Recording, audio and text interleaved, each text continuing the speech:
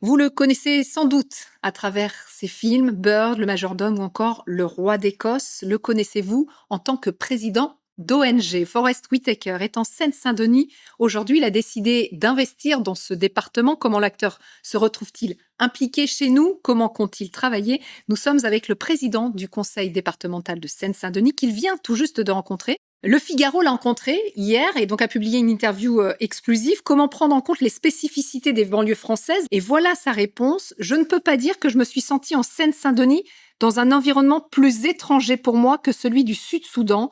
Là-bas aussi, les différences culturelles sont très grandes. Votre réaction?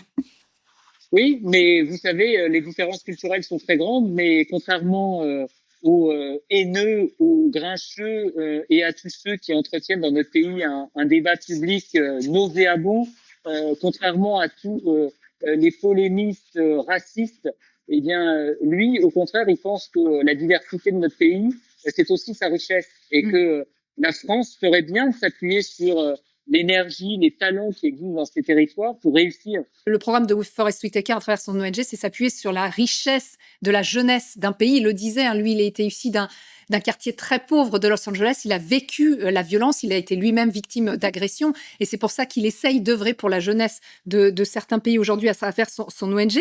Comment est-ce qu'il va travailler avec vous en Seine-Saint-Denis? On sait qu'il cherchait des partenaires locaux notamment.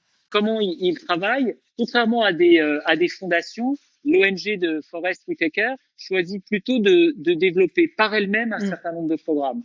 Et donc, ils sont moins dans l'idée de financer un certain nombre de projets que de les organiser eux-mêmes. Centres d'apprentissage, école du numérique, formation à l'entrepreneuriat, formation aussi à la médiation et à la résolution pacifique des conflits à l'intérieur des établissements scolaires.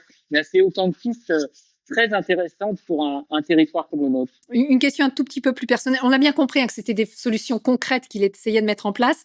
On le sait, donc toute la semaine, Forest Whitaker était à Paris et notamment lundi, il a été promu au grade de commandeur des arts et des lettres pendant la cérémonie. Thierry Frémaux a dit de lui « Nous avons beaucoup à apprendre de son universalisme et de son humanisme ».